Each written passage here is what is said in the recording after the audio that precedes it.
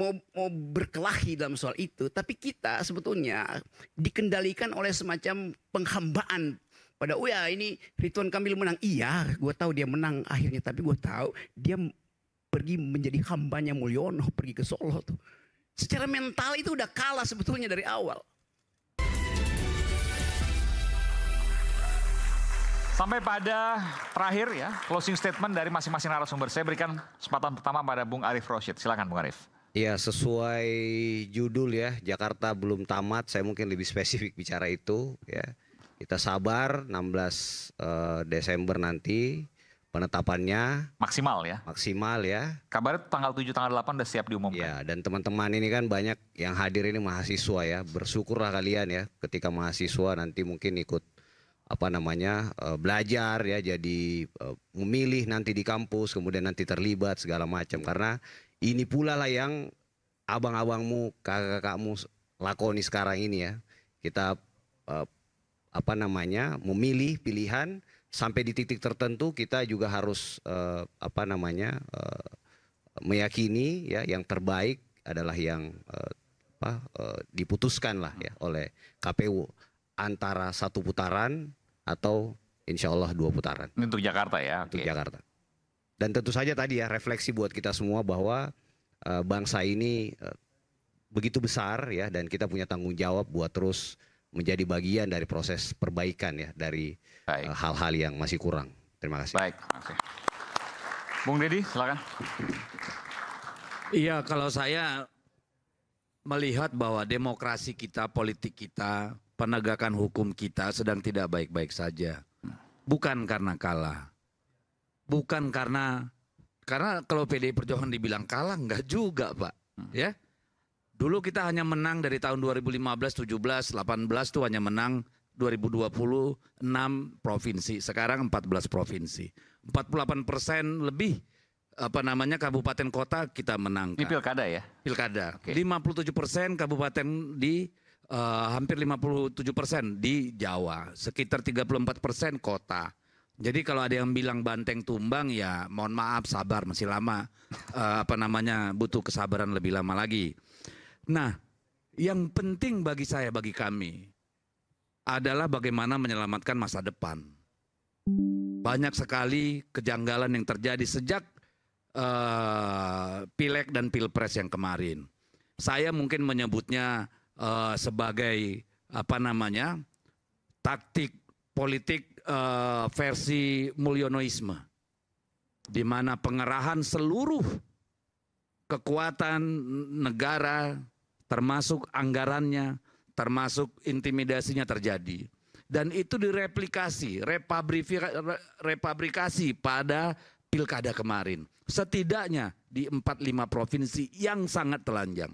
Sumatera Utara, kecil-kecil kita dengar Lampung, Banten, Jawa Tengah, Jawa Timur, Sulawesi Utara.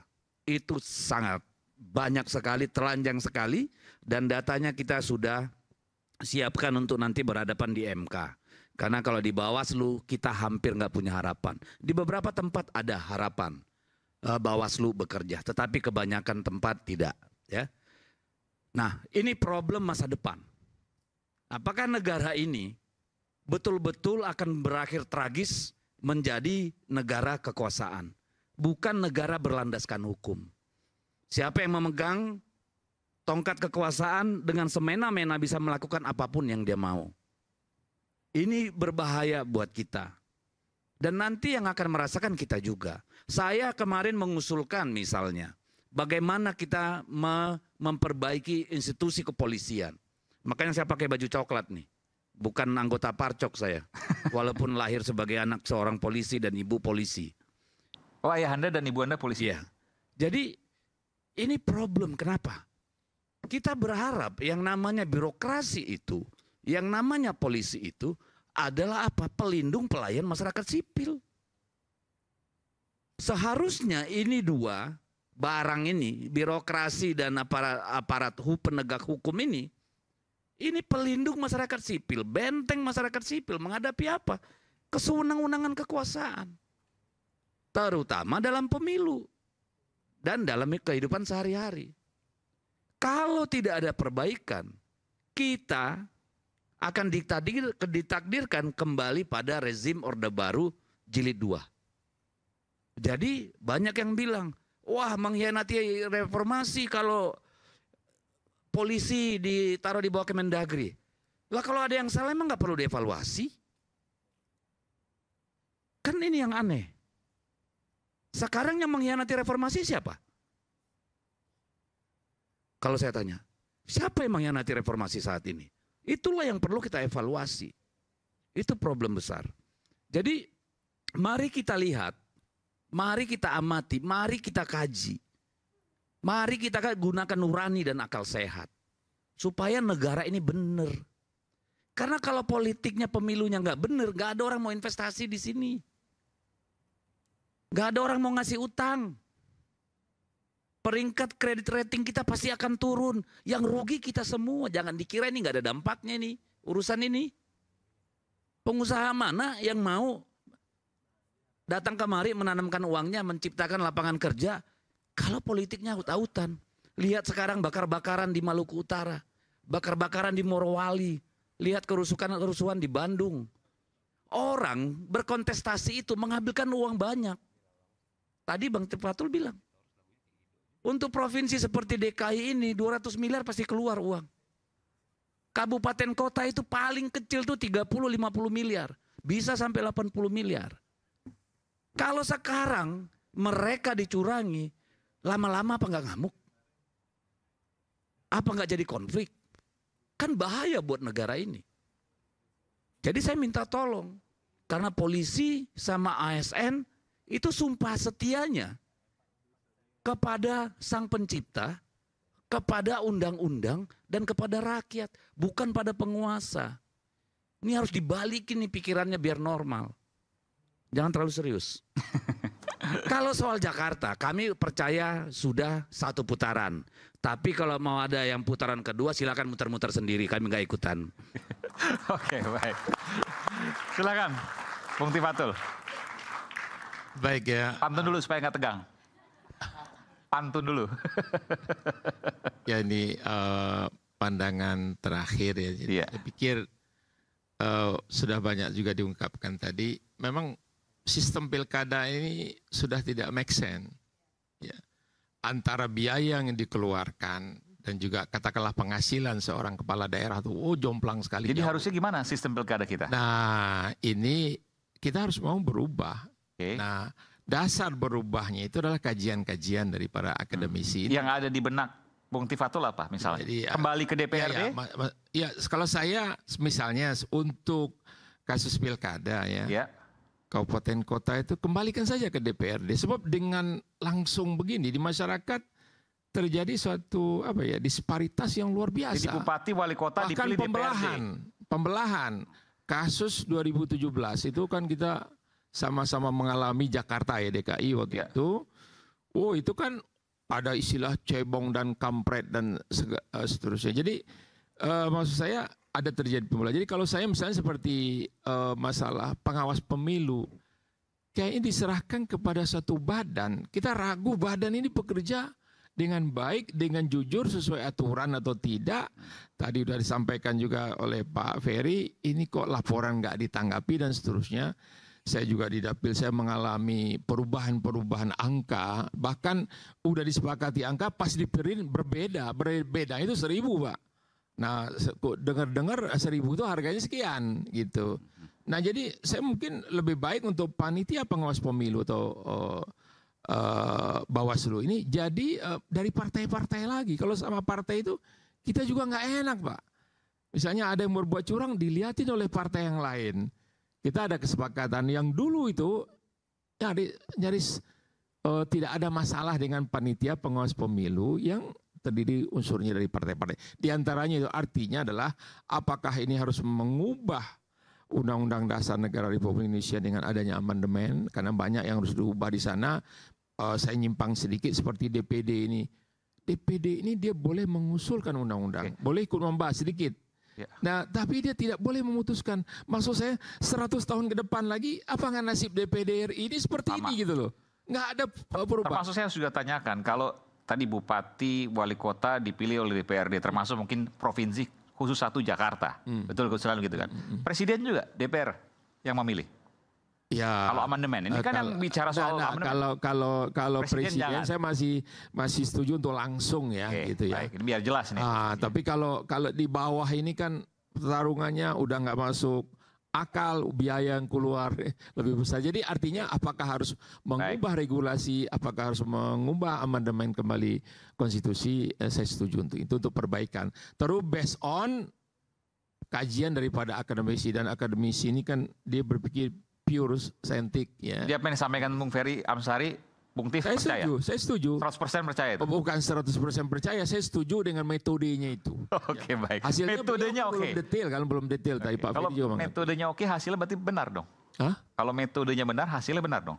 Oh, enggak, hasil detailnya tadi kan belum diungkap. Ya, jadi kalau ditutup kejadah beli habaya. Oke. Udah ya gitu. Bu Ferry silakan. Mau dibalas pantun dulu nggak? Nggak punya kesanggupan, belum datuk saya. Di bulan September kami sudah menyampaikan bahwa pilkada kita akan jauh lebih repot dibandingkan pilpres. Sebab akan ada mata yang fokus kemana-mana, sementara mungkin kecurangan terjadi di tempat lain. Karena pilkada kita itu jumlahnya 545 dan itu serentak. Misalnya kita dapat laporan dari pendukung Pak Andra Soni bahwa Bu Airin curang, katakanlah begitu ya, walaupun datanya tidak jelas. Kita datangi karena ada informasi awal, ternyata kosong gitu ya. Lalu ternyata ada juga laporan dari tempat lain bahwa curang, ternyata juga tidak pasti datanya. Jadi ini problematika yang menguntungkan orang yang punya kekuatan. Kita sudah jelaskan motifnya itu jelas sekali secara ilmiah, tidak mungkin tidak sengaja, polanya, ada polanya. Misalnya tadi kita cerita KASN, lalu ada aparat tertentu, bagaimana jumlahnya dijumlahkan sangat banyak datang ke TPS. Titik rawan. Titik rawannya dibuat sendiri dan segala macam.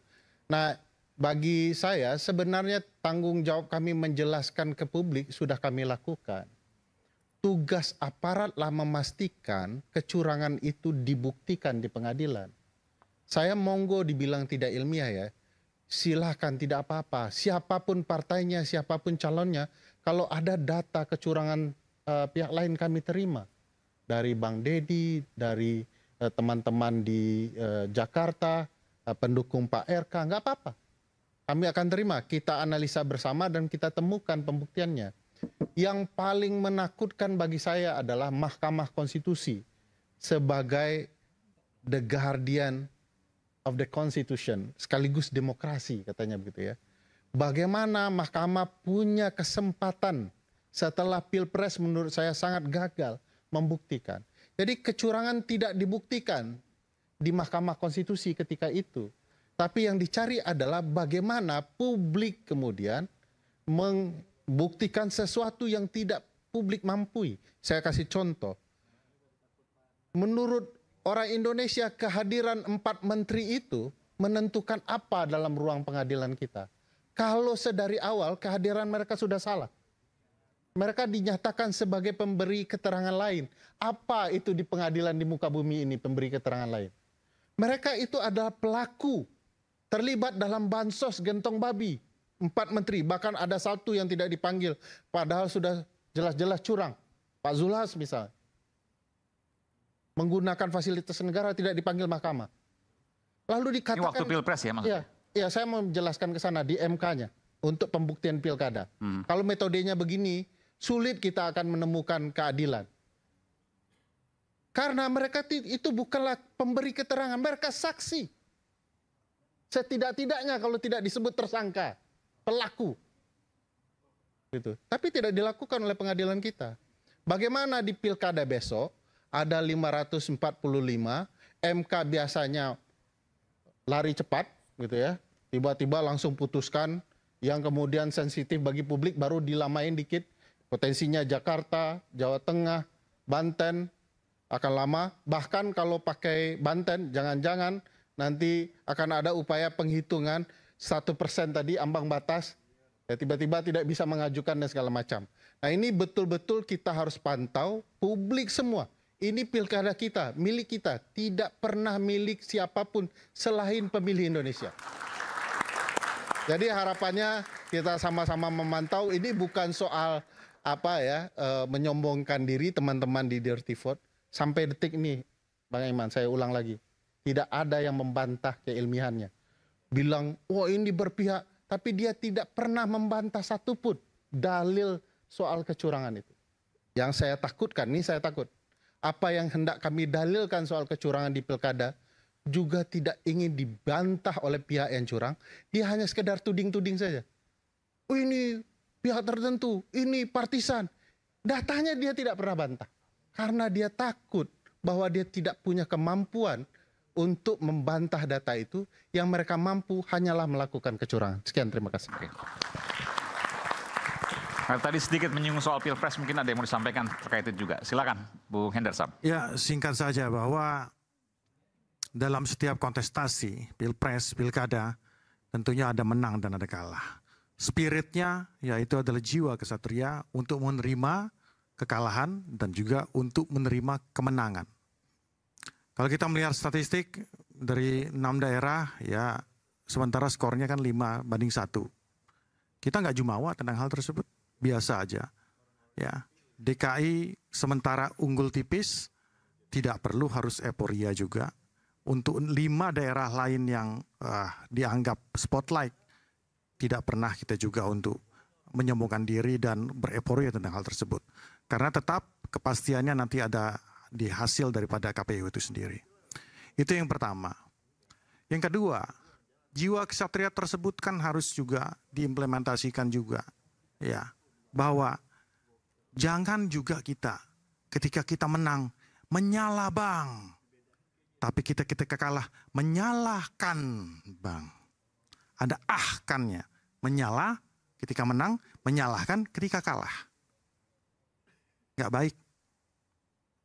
Kita sudah menderita, kita sudah sama-sama sakit dengan proses demokrasi yang terjadi selama ini. Ya, saling hujat, hoax, serangan fajar, dalam bentuk uang, dalam bentuk film, apapun itu juga. Jadi harus ada perbaikan demokrasi dari sisi regulasi dan juga dari sisi spirit.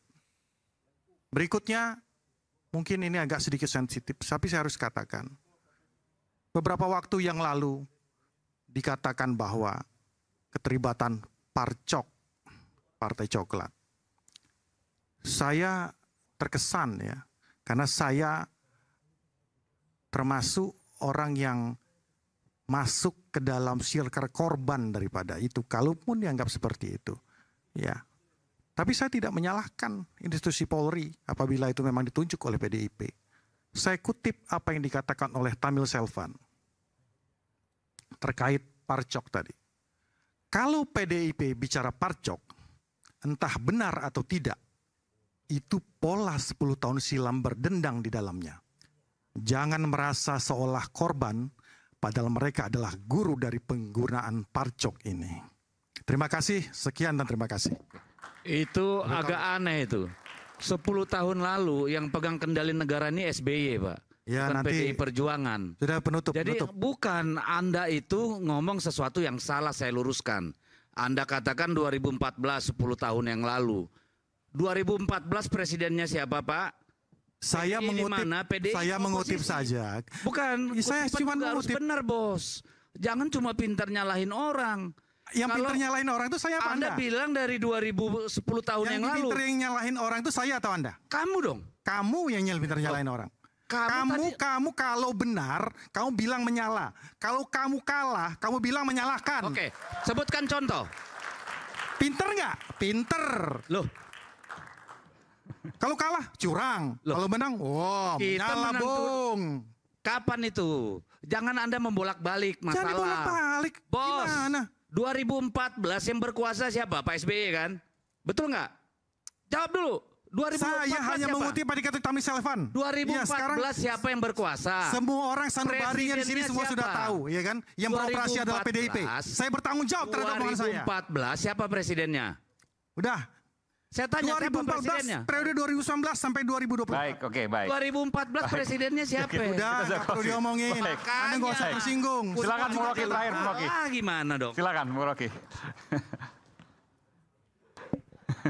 Menyala dan menyalahkan. Akhirnya kita mesti definisikan lagi apa artinya menang, apa artinya kalah. Kalau misalnya PKS menang di Jakarta, menang berapa persen? Oh, itu dibagi ke Kimples kok. Kalau PDIP menang di Jakarta, dia menang 100%. Kan itu juga cara kita berpikir kan. Jadi euforia itu kalau misalnya sebetulnya Ridwan RK menang itu, ya itu menangnya itu digembirakan bukan 100% karena setiap partai pendukung akan ambil bagian-bagiannya. Kalau PDI menang, dia bergembira 100%. Itu yang saya mau terangkan bahwa menang secara ideologis, bukan secara pragmatis. Kalau PKS menang, itu menang secara pragmatis. Ada urusan apa Ridwan Kamil dengan ideologi PKS misalnya. Kalau PDIP menang, pasti menang secara ideologis. Nah itu yang saya inginkan. Persaingan politik itu dasarnya ada argumentasi ideologis. Itu yang mesti kita lakukan sebetulnya.